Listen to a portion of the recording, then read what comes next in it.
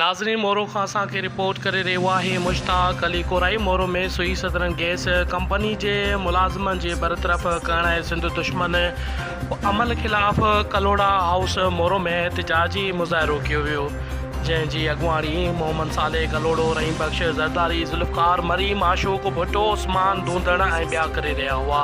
जिते उन्हनि चयो त असां सां वफ़ाक़ी हुकूमत माटेली माहवारो सुलूक इख़्तियार करे बिना जवाज़ जे बरतरफ़ करे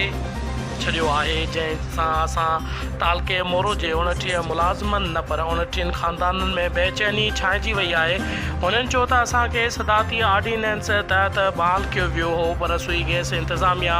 सुप्रीम कोर्ट जे ॾिनल फ़ैसिले जी आड़ में असांखे बरतरफ़ करे बेरोज़गार करे छॾियो आहे। उन्हनि सुप्रीम कोर्ट ऑफ पाकिस्तान खे अपील कंदे चयो त असांखे बरतरफ़ी वारे ॾिनल फ़ैसिले खे